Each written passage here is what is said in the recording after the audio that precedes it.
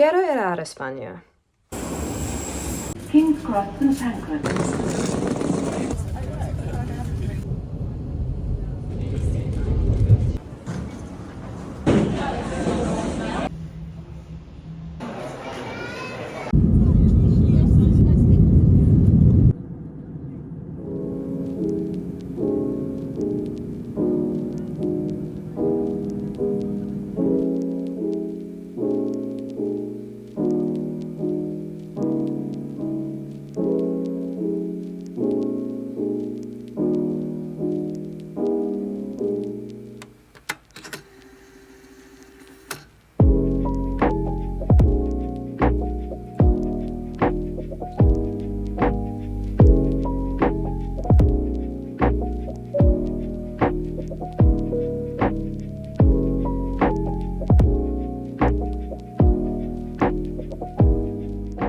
Hello and welcome to the very, very sunny Spain. When I'm on holiday, I never really take books with me. I always just take my Kindle. And maybe this is an unpopular opinion, but I actually really do love my Kindle. It's perfect to travel with because it is so light and I can put so many books on there. So it doesn't matter that I have to bring like 4 or 5 heavy books when I'm on holiday. Yesterday, I read My Body by Emily Ratajkowski and I actually surprisingly enjoyed it. I've always felt a bit unsure about Emily Ratajkowski. Maybe that's because that she's had a very unconventional and maybe unpopular upcome to fame, but her book was very interesting in the fact that it was more about who she was as a person and her history and how she defines her relationship with her body and how she would ideally like other people to. Yes, she got thrown in the limelight because she appeared topless in a music video a few years back, and yes, she does post naked photos of herself on social media, but her argument was very interesting in that it's her body and as women we should decide what we consent to and what we don't consent to, and just because she chooses to do certain things doesn't give other people the right to abuse how her body is in other ways. I went into it skeptical and I was actually quite pleasantly surprised.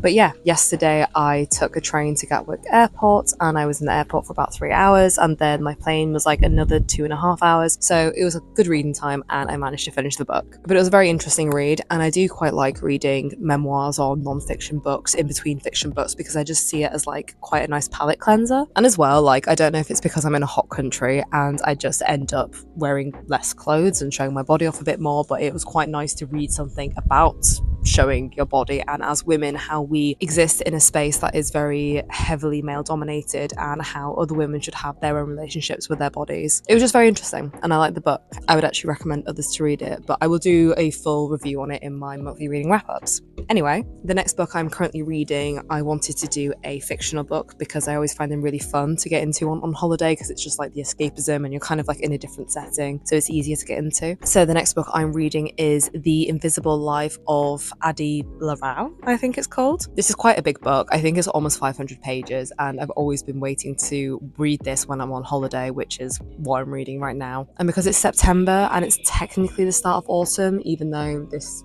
weather is giving summer, I quite like reading fantasy in autumn, so that's why I'm reading this book now. I'm gonna head to the pool a little bit later, so I do have my swimsuit underneath this, but yeah, I'm gonna read here for a little bit. Enjoy.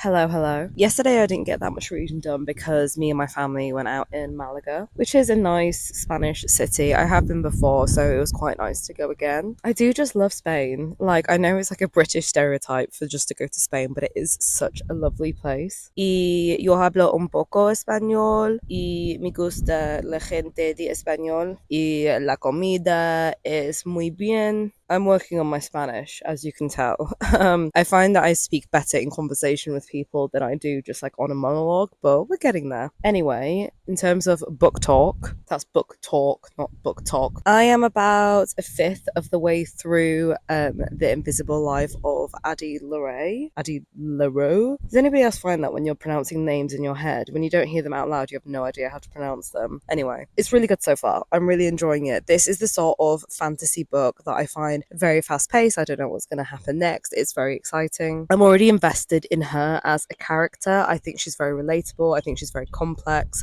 I like her a lot. Also, I've realized I've not explained what it's about. It's about a girl who was born in like the 1700s, and she essentially, at the very start of the book, is having to be forced to get married. She doesn't want to get married, and she basically delves into a bit of magic and meets a very old, powerful god, and she wishes, I want an independent life. I want to be my own person. I don't want to be tied to anyone, blah, blah, blah. As the gods are very tricky beings, he basically grants her wish, but in a way she didn't expect, and that is she then becomes essentially almost invisible to everyone. You meet this girl once and you instantly forget her, and in that way she is not tied to anyone. So she's been around for like 300 years, and every single person she meets forgets her. And what that means is over the years that she's developed just having multiple lovers, she learns to lie and steal just to get what she wants. But it also seems like a very lonely life. Like, it doesn't matter how much she loves someone, if she stays over at theirs, whatever, they will forget her the next day or the minute she walks out of the room. And I just find it such an interesting concept. Like, it makes you think about what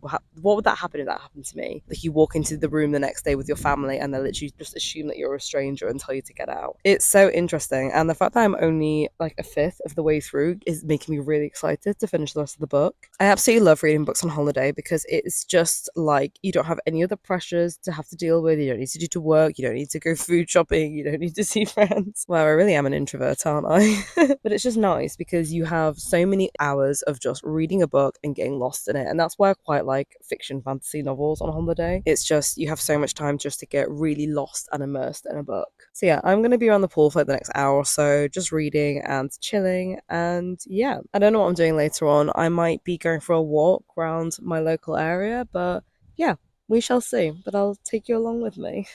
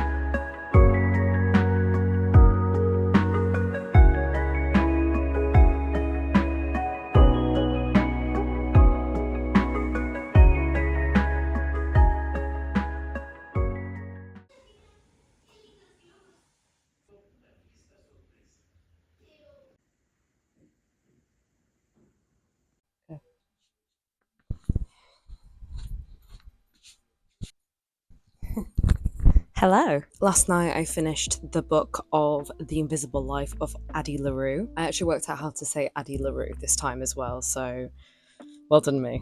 Overall, the book was really good. I really enjoyed it. It was just one of those long fantasy novels that you could just really get into. I have recently discovered that I'm a sucker for romance novels where someone in the duo is supernatural. It can be boy or girl, but take Twilight for example. I love the idea of one supernatural person in this duo falling in love with someone who is very normal and human. These seem to be my favourite sort of fantasy romance novels that I drift to. And this one is very much about that. She is the supernatural one and she meets somebody else who seems very normal and human and she falls in love with them. It is a long book. It's almost 500 pages, but I actually still kind of enjoyed it. I know that some people have complained that the prose is a little bit slow, but I kind of don't really mind it because the book is set over 300 years. So it is obviously meant to feel a little bit slower to show what this amount of time feels like for this girl. I will do a proper longer review in my monthly reading wrap-ups, but overall I really enjoyed it and I did think it was a good book. I'm now on to my third book of the holiday and I am now reading Salt Slow by Julia Armfield. I think I talked about this book recently, but it's essentially a collection of short stories and I think it's a little bit of horror/thriller. I picked it because now we're sort of in autumn and Halloween coming up. I kind of wanted to read something a little bit scary. I have read one short story so far and